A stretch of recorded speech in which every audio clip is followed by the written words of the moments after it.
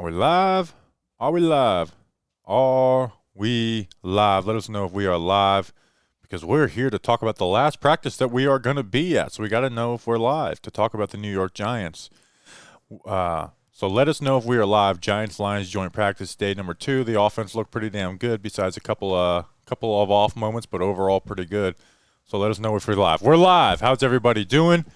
I'm Bobby Skinner. This is Justin Penik, and this is Talking Giants-Lions joint practice number 2. The last practice will be at the last stream that we're going to do, so enjoy it, people.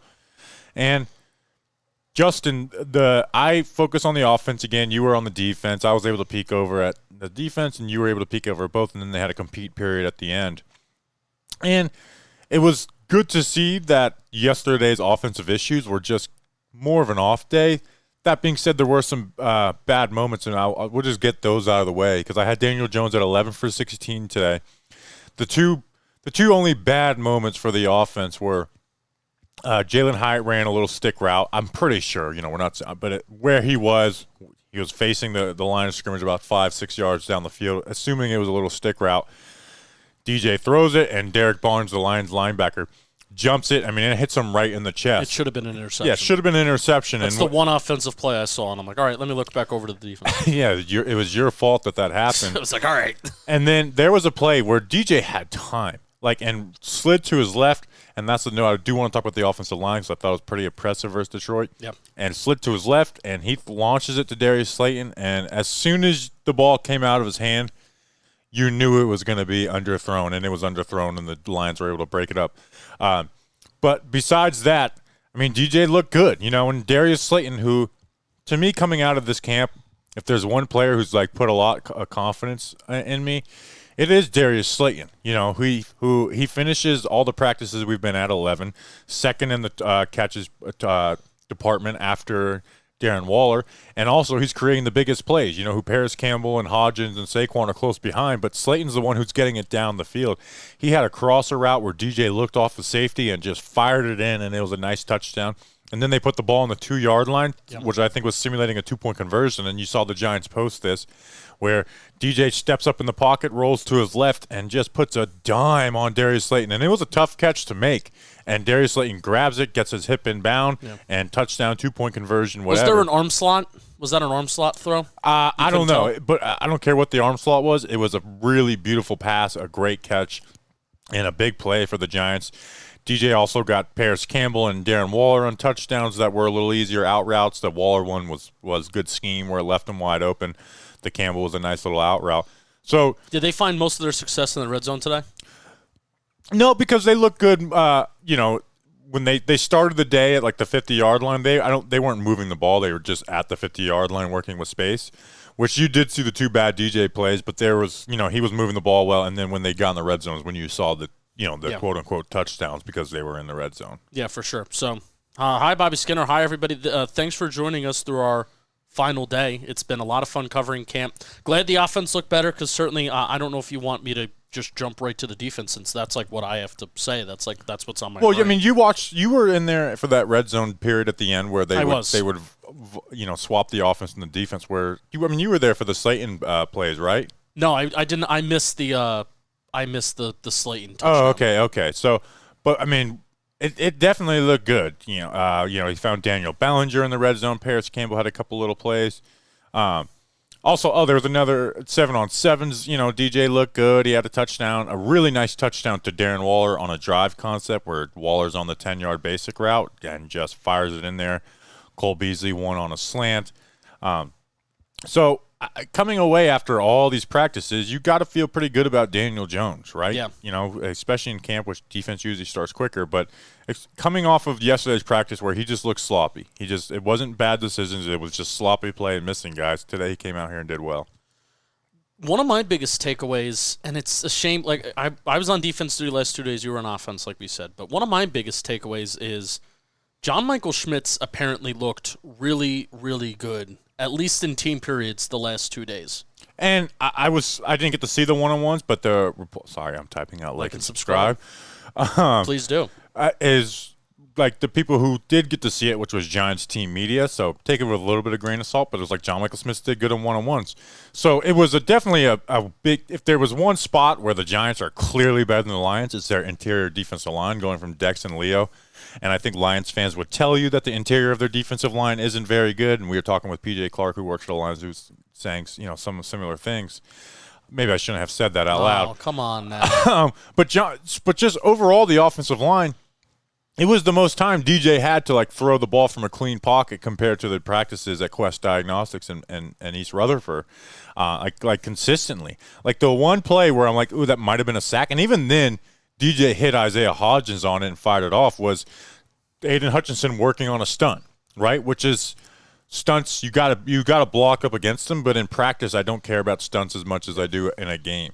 And even then, I do think DJ probably would have hit Hodgins anyways. He would have just taken a hit as he made that throw. Some more offensive notes, just based off of what you were saying.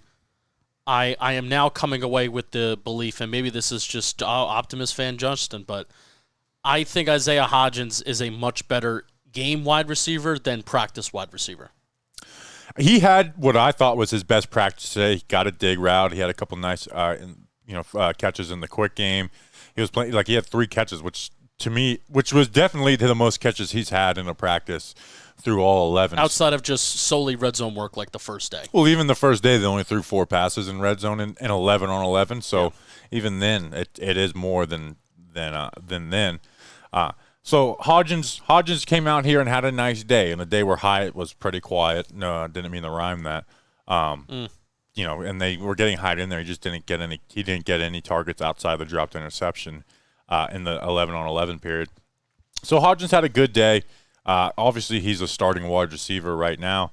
And then, it's pairs. If there's one player coming out of this though, where it's at least in the receiving room, where it's like. It's not as good as it was at Quest Diagnostics, was Paris Campbell. Yeah. Where it's like he had some catches today. He also had a drop, but he was in a lot tighter coverage than he had been in, facing the Giants when defense. You're not going up against Cordell Flott and Darnay Holmes every play. It's a little tougher. Yeah. But I really was impressed with the offensive line today. Like, I'm not focusing on Parrott, but I didn't see him getting blown up or anything. But as a unit, they held up very well today. Yeah, which was really nice to see, and I think it's something that we're not really going to be able to tell until we get into games. Even preseason, they're only rushing 4, so you're always able to help on one of the guys. They're not really sending any blitzes. So it was good to see that, and the rotation is as alive as it's ever been. Like, they started the day with Bredesen at left guard and Glowinski at right. Then they come out the next series, Bredesen's at right with Azudu at left. And then I'm like, oh, wow, they changed it again. And then they come out the next series with Bredesen back at left and Glowinski back at right. This could be a really dumb take. They may do a 3-man rotation at both guard spots. So I don't think they're going to do a rotation with Glowinski. I don't. But I do think week 1 we're going to see a rotation between Bredesen and Azudu. Why alternate Bredesen in and out at right guard so much when they didn't even do it early on in camp? They've started to do it just recently. Why do it? If Glowinski is your starting right guard, which we've been given no indication that Glowinski is not the starting right guard, but what, and again, I'm asking this question over and over again on these streams, what is the purpose of alternating Bredesen in and out with all 3 of these interior positions right now? Cross-training Ben Bredesen for every position. Yeah, we know he can do it, though. Yeah, but he's got to get reps in at right guard, and I think they'd ideally like that to do it be with the second team. But I think that ideally they'd like that to be with the first-team defense. I don't see Glowinski rotating. I would hope so, but I that's something I got to see to believe. But I am expecting an Azudu Bredesen rotation. The impression that they're giving to me is, instead of me just being like, oh, no, they're not going to do that because NFL teams don't do that, the impression that they're giving to me is that it's a possibility, that 3-man rotation. Yeah, it's a possibility. So, well, hopefully there's a possibility where Glowinski is not starting. Just loses his job. Because Ben Bredesen is legitimately the best interior offensive lineman on the team, and right now he doesn't have it's not clear if he has a starting job or not. Yeah. Also, today in the run game for the Giants offense, they made some plays. Like, even Jashawn Corbin, don't look into any running back depth chart from camp. If there's one position you don't, is that because they truly do rotate all those guys with the one. So, like, James Robinson's gotten first-team reps. Jashawn Corbin's gotten first-team reps. Jashawn Corbin, Matt Parrott sealed the edge, and Jashawn Corbin had a big, big run. It wasn't even just Corbin making a play. It was just great blocking. Eric Gray had a really nice one-cut-and-go play. And, they're not tackling in practice, but they were tackling today. It was like most of the times when they were running the ball, the running back, unless it was out in the open field, would go to the ground when it was in the hole. Saquon had a nice little run that would have been at least like a 10 to 15 yarder. So the offensive line paired with the running backs had, to me, a really nice day, and that is where Detroit struggled last year, was giving up runs up the middle, and then outside the edges. Other notes I had on offense. Let's see. I was looking at some Lions defensive corners that are bubble guys. Number 27, whose name is Chase Lucas, was really focusing on him. He had a really nice pass breakup versus Bryce Ford-Wheaton. He made a couple other plays. Number 49, Starling Thomas, was getting a little slot work out of Alabama Birmingham. He was a UDFA this year. I even saw him going in on a blitz, which is like, I'm sure that gets the Wink Martindale people type happy. Other notes on offense, and maybe I'll answer a question on that. I mean, Hodgins had the slant, the dig, and another play. Anything from Beasley? And that's been the guy that in 7-on-7s he had a slant touchdown. Okay. Which was like probably the most separation a guy had gotten on a quick throw. Yeah. All from all of these two practices. I was more clear on his role when he first signed than I am right now, just because it's kind of faded, and it's like he's going to make the team.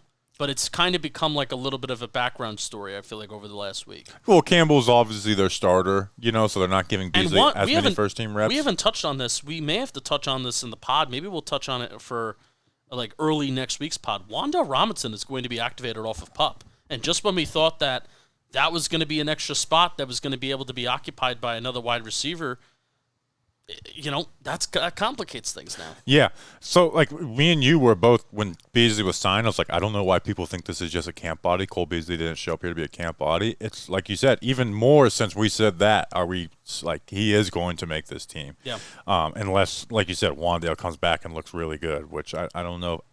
I just don't see Beasley being taken off this team. So we talked about the run game being well. Daniel Jones had a really solid day outside of 2 bad throws. But I don't want to just say outside of 2 bad throws, because those are – if the linebacker catches that and you miss out on a 50-yard play in a game, those can be game-changing plays. Yeah, for sure. So I don't want to just be like, I just had 2 bad plays. Like, those could be 2 game-changing plays. But hopefully the Giants have a better margin of error this year, where those aren't 2 game-changing plays. And if they played like they did the rest of the practice, they wouldn't have been game-changing plays, because they were really hitting on offense. And, again, I just want to emphasize Slayton, man.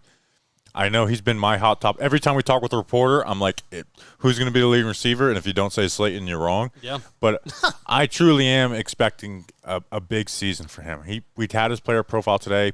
If he has drops, he has drops. But he's going to be open for this team, and he's going to create big plays. I'm sure there'll be some disappointing times where he drops the ball, but I think he's going to create big plays for this team and be the Giants' leading receiver. And even that touchdown that he had today too. A lot of people were talking about how the catching technique is different for Darius Slayton. So going up and snagging that ball in midair and going after and attacking the football versus letting the football kind of come to you and maybe letting it come into your chest or whatever. So cool to see with Darius Slayton. It has looked like he is catching the ball a little bit different. Did he have a drop yesterday? Yeah, he technically had 2 drops. One was that smash concept I talked, where he had to go up and get it, but it did hit his hands. Yeah.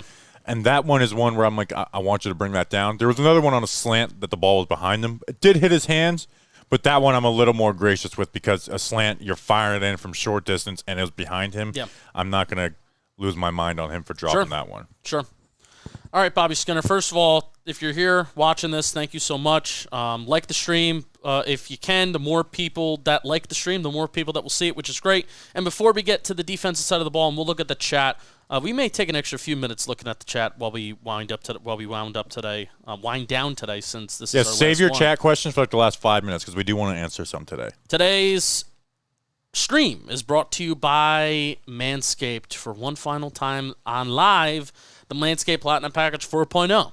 It's the one-stop shop for you. the man who deserves it all. They designed this package to allow you to fully align your entire hygiene routine with elite products. Or even if you're a lady who's watching this, if you have a lady friend or a man friend or whoever that's you think is interested, then the Lawnmower 4.0 is for them. The Weed Whacker ear and nose hair trimmer is for them. The Ultra Premium Body Wash 2-in-1 shampoo plus conditioner and deodorant, they're all part of the Platinum Package 4.0. Plus, there's so much more. The Platinum Package 4.0 covers all the bases from head to toe and hair to ball fro. Get 20% off and free shipping with the code GIANTS at manscaped.com. That's 20% off plus free shipping at manscaped.com. When you use code GIANTS, use the Platinum Package because the gold standard is no longer good enough, Bobby Skinner. You'll be glad you did. All right, Justin, you were on defensive duty today. What I was. the things that stood out to you? I'll start from the front, and then I'll work my way back. Most of my notes and most of my thoughts do come from the front seven. I'll start off with this. This is where my brain's going to most. Jordan Riley, because Nacho Nunez Roches was out. I probably just... It's Rakeem Nunez Roches. His nickname is Nacho. There you go. Got that. Nacho was out, and A'Shawn Robinson still worked. He was activated off of PUP, but was not practicing this week. They're kind of easing him back, which is totally fine. So Jordan Riley got run with like the first team today in particular sets. They would take Darnay Holmes off the field. The Lions did a lot of running the ball today. They did a lot of screens, wide receiver screens, running back screens. They were not doing the conventional crossing patterns like they were doing yesterday, followed by play action or downfield stuff. So overall, the defense looked much better today. But I do think some of it has to do with the Lions weren't doing the things that they were yesterday. But the run defense was pretty stout today. So I'll start with Jordan Riley. He would be in defensive packages where it would be Riley, Leonard Williams, Dexter Lawrence, plus you would have the two edge rushers with two interior linebackers behind you, and you would have two corners and two safeties. So like Darnay Holmes, the nickel corner, would come off the field in those sets. And Jordan Riley really held his own. And it was him and Kayvon Thibodeau that forced a fumble. The defense today forced a total of 3 fumbles. Kayvon recovered 2 of them. Dane Belton forced 2 of them, and one of the first one that Dane Belton forced was absolutely awesome. Like it was He literally just stole it from him and ran the other way. David Montgomery running back screen, and Dane Belton was on a blitz on that play. I thought that maybe he would have gotten in for a sack, maybe counted it as a sack. Goff gets the ball off. Belton just comes behind Montgomery, takes it like a kid taking kid from a candy. Robbing a woman with her purse. That's the way it looked like. Just took it right out, and it would have been a touchdown. But Jordan Riley played out a really good practice, I thought, and then he was even running with the second team too, so he was getting a lot of run today. We saw him as he was coming off the field, and I just said, like, hey, you're a 6th-round rookie. I thought you had a good practice. I should have said good practice 9-5, and he was like, yeah. He was fucking exhausted. Yeah, he was one of my notes. They were running wide zone, and he had a nice tackle for a loss. Yeah, in there. Dex and Leo, I think, combined for practice. A sack today. Leo got a sack. I don't know if Dex got in there, but I counted it as like a full Leo sack. Dex did what Dex did, what Dex does. Leonard Williams did get a sack today. Leonard Williams really dominated on 1v1s too. Dominated with both power, and he gave a little swim move as well. And he got an offensive lineman kind of lunging and leaning after that, so that was cool on a 1v1. Dex was dominating with power, all those 1v1s as well. So you got to see one versus ones. How did Aziz and Kayvon look? It was a mixed bag with both of those guys, where I saw Aziz and Kayvon kind of bend the corner for the first time. And we haven't really seen that at camp, especially Aziz was probably working speed a little bit better than Kayvon was, but I think that's what Aziz is kind of known for. That's his trump card, right? So they had some good plays, they had some bad plays, but it was just encouraging to see that they were bending the corner and they were winning with speed, because those guys in 1v1s are really even in team. We haven't seen a ton of that yet this summer. Have you noticed this? Because when I look over the defense sometimes, when they're in the red zone and the Lions would run play action, the flats would just be wide open. Yeah, so they didn't run a lot of play action today, and that's one of the reasons why I think the Giants' defense had a lot more success. Yeah, it was like, I was like, man, this is like the 3rd time I've seen there where they run play action in the red zone and the flats are just completely wide open. Yeah. Like I wonder if who's responsible for that? Is that safeties? Is that linebackers? Is that nickel corner? Kind of staying out there. I don't know. Yeah, it's when you're watching it live, you don't know. usually, like you said, it's usually a nickel corner or a safety, and there was a few times where I've seen that over the last 2 days. Yeah. But in team stuff, still there's something to be desired from Azeez and Kayvon from a pass rushing standpoint. It's tough because are you really going full tilt after the quarterback? And I don't want to say that like I'm disappointed in them, but there's something that's left to be desired out of those two so far in the pass rush and productivity standpoint in 11-on-11. Which I'd want to see more versus the Lions tackle duo that it's very good in Taylor Decker and Penei Sewell. Like we could go through like tackle duos in the NFL. They're right there at the top, and you would like to see like the expectations for Kayvon are big. Azeez, we kind of know what he is, and he's a good player, but Kayvon has big expectations to be the 5th overall pick in the NFL draft, and I would like to see him get more wins versus those guys. I did see Kayvon, because they do a little say something nice about the Giants, say something nice about the Lions social media thing. And he's good at that stuff. Well, he just, say something nice about the Lions. He's like, they suck. And Jihad Ward laughed. So I think to get a real laugh out of Jihad Ward, you have to say something actually funny. He's not going to fake laugh. So that was pretty cool. Now I want to talk about them against the run for a second too, and now we're kind of working our way backwards to the setting the edge, and then also Bobby Okereke and Micah McFadden. Micah McFadden's second day in a row where he was the starting interior linebacker, the only starting interior linebacker. They didn't rotate Darian Beavers, and I think that battle is starting to get more set. As time goes on, because Beavers did look a little slow this week. But yesterday, the Lions had a lot of success running outside the tackles, and that was a big note. It's like, hey, we got to start flowing to the ball better, whether that's Okereke, whether that's McFadden, or especially I'm thinking you got to set an edge. Like Kayvon and Azeez, they got to do a better job setting the edge. Today, I think there were 2 runs that were kind of out towards the outside, not up the middle in the gut, that did well, but they also had a lot more attempts where they were running outside the tackles, and I think the play which Kayvon and Jordan Riley forced a fumble, that was kind of going outside the tackles, and Kayvon set a really, really nice edge, wound up recovering that fumble. So, that was an awesome job there.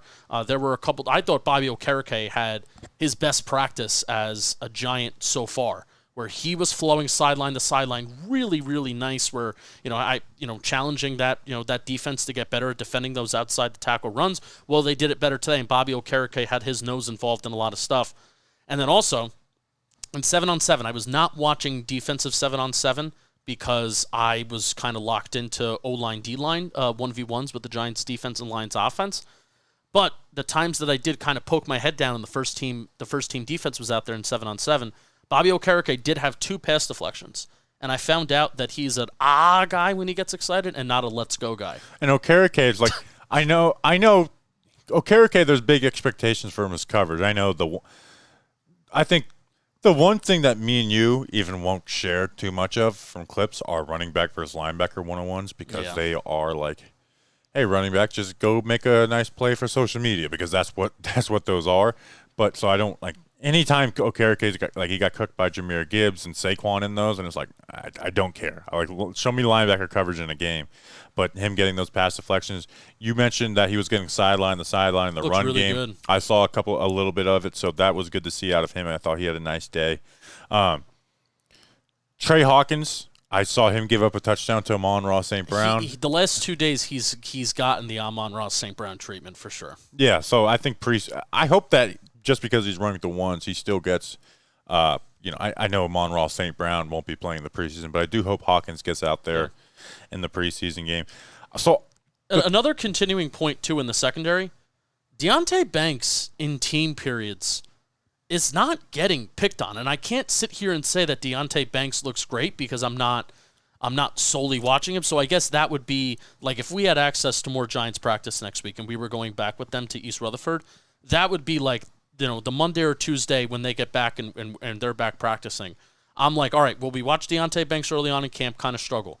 These last, this week and a half period where he's been quiet and not getting picked on, now my priority would be, well, let's watch Deonte Banks and see how he's doing while he's not getting targeted, just so we can have more of a report. So it's unfortunate that we can't do that. But he has not been getting picked on. Yeah, when he plays in the if he plays in the preseason, that's one of my first go back and watch the film. Go watch Deonte Banks. We'll have all Banks. 22. Hopefully we'll have all 22. So that's that's. But Art told me he had I don't know if it was in 7 on 7 or 11 lives that he had. I think he did have a pass deflection, and it was cool. But outside of that, I'm not fully locked into Deontay Banks, but he's not getting picked on. But also, I don't think he's gotten the Amon-Ra St. Brown treatment. Trey Hawkins has gotten the Amon-Ra St. Brown treatment. Yeah. I watched the third string defense a good amount because I was like, I'd much rather watch the third string defense than the third string offense. Gervarius Owens is good with the third string. And so Owens is obviously everyone knows how much I like Owens, but I watch solely him, and it's like they don't throw at him ever. No, they don't. So it's like I want to see some action out of him, but it's like they never test him, which this is some good stuff from a safety, just stopping people from throwing at you. He seems comfortable. He moves well back there at deep safety. We're both proponents of kind of putting him in the box, but with that third safety, he even got some box reps today in the red zone, which he looked good. And even coming from that deep spot, which he did this at Houston, even coming from that deep spot, he comes up and he makes plays, and he's willing to get his nose dirty, and he did that again today, coming up and making some nice tackles and making some nice. But he looks comfortable out there. He doesn't just look like a 6th-round rookie, safety who doesn't look like he belongs. He's with the third team, of course, but he looked good these last 2 days. So hit us with some questions, and we'll get to them. The last thing, Jameson Crowder had a really nice touchdown on Will Harris today. I know this guy's not going to make the team. He could even be he might not even make the practice squad. But Alex Cook, the UDFA out of Washington today, my God. In the run game, I watched him make 3 straight run stops in the red zone. Well, I will say, filling up in the filling up in the run and making 3 straight plays. There was one play where he kind of got ran over, and then the next play, Bobby, I can't even describe the reaction that I had. I mean, the noise that I made was ooh. Because Alex Cook kind of gave it to the running back on the next play, because he's like, all right, well, if you're gonna run me over and I'm not going full speed at you, I'll fucking go full speed at you and hit you. And even though these are all professional football players, and some of these guys, a lot of these guys probably won't make it. We're never that close. I have never been that close to full-on NFL contact before, because even when you're in the 100 levels in the stands, you're far away. There's 80,000 people. We were right there. The speed at which that contact was made and the noise that it made, it low-key, it scared me, because it was just, and this is just a football thing, just the impact that it made, and I was 10 feet away from it. It was incredible. It was absolutely incredible. No wonder they don't let guys do that anymore. Yeah, it's dangerous. All right, let's get to some questions. Let's see. Westlock says, anyone look bigger or smaller than expected on the field? Jordan Riley, who we talked about before, he definitely looks a lot bigger on the field than he does on film. We were talking about if Dre Patterson could get something out of him, he's a great defensive line coach. I accidentally refreshed. How about that? Make sure to like the stream, or we will stop asking questions right now. Most people we've had in a joint practice stream, let's get to 1,500. Let's see. Does this team carry 6 or 7 wide receivers on the 53-man roster? I do think it's going to be 7. They started with 7 Especially last with season. Wandale coming back. Yeah, because Wandale, Shane said, is coming back, and I want to talk about that whenever he is activated. But so you have Hodgins, Slayton, Campbell, Hyatt are 100% locks. Cole Beasley, I think, is making it. Shep, I think, is making it. That's 6, and then Wandale would be 7. Yeah. And we did get a little clarity on returner. It seems like Gray and Brightwell are going to be those guys, so you don't need to keep one of them. So I do think that's going to be the 7. I think Colin Johnson and Jameson Crowder would be. So what did you just say about Gary Brightwell and Eric Gray? What clarity did that give you? That they're listed as the first team kick and punt returner. Okay. That they're not going to keep Jamison Crowder or Jaden Mickens as a returner. But so do you really think that they're going to carry 4 running backs? They did last year to start. They carried 4 running backs and 7 wide receivers to start last year. I guess the O-line was maybe the compromise spot where you had Ben Bredesen as the backup, and Devery Hamilton didn't make the team right away, where it was just Tyree Phillips. Matt Parrott was on PUP. So maybe they only carry 2 extra backup offensive linemen? Who was that third one to start the year last year? I think Devery Hamilton was. Devery Hamilton did make it? I can't remember exactly. That's something that we have to do next Are week. they double teaming or bracketing Waller? No, not really. They're not seeing that. Let's see. Darnay cut talk real after looking at depth? No. Darnay start talk is real. Darnay has not been with the twos in over a week. Yeah. And I even try and watch Cordell Flott. Half the time he's being sent in on a slot corner blitz, which is annoying. He looked all right today because, like, who am I watching on the second team? I was trying to watch Flott, and he wasn't targeted a lot. They also weren't asking him to do a lot, and it was also annoying that the Lions were kind of getting rid of the ball, throwing a lot of running back screens, wide receiver screens, and stuff like that. Screens in practice is such a waste of time. Yeah, they weren't doing the things that they were doing yesterday, which is why I think the Giants' defense had success. But, I mean, they had 3 forced fumbles today, which is kind of crazy. Dane Belton had 2 of them. Yeah. I see some Lions fans, and they're asking about Amani Aroye. You can get your LOLs that Amani was targeted like crazy. Yep. Even one play I looked over, I'm like, oh, Amani Aroye is going to make a great play. And the dude caught the other dude. I think it was Marvin Jones had like moss. That's what it was. I'm like, okay, here's hey, you guys targeted Amani Aroye this time. Look what's going to happen. I thought it was going to be an interception, and Marvin Jones mosses him. Nope. MLB 2 battle still going. And Micah McFadden, I think, has got it.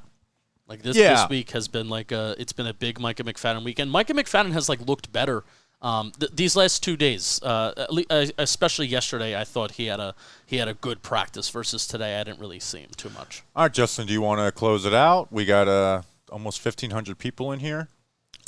Do really appreciate you guys sticking with us through camp. I'm sure we'll do a little bit of this at the end of the regular podcast tomorrow. Make sure to check it out with Dan Duggan, and we'll give a little more structured recap of the 2 practices that we've seen. This is really cool. Like the amount of people that have showed up to these, because last year we did these, and they were fine. But even for last year where we were as far as growth, they paled in comparison to this year. Yep. Where next year we're going to be able to do more and more. So I'm very excited about that. Training camp is one of the more enjoyable times to cover a team. So it's been really fun.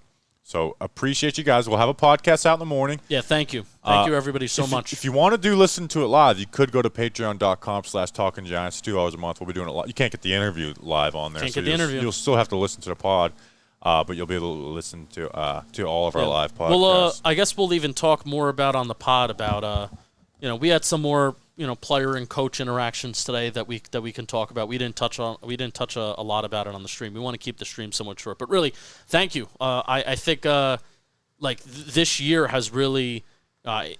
I'm always surprised by the way that sometimes things go in our overall direction of our work and stuff like that. So I think this year has kind of changed, and seeing the numbers and seeing everybody hang out with us, it's changed the way that we can go about our business and the way that things, the way that we can plan things, even heading into next year. So it's all because of you guys. So thank you so much. You guys allow us to do what we do.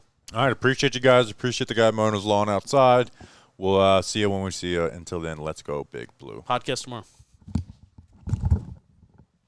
Don't say anything bad.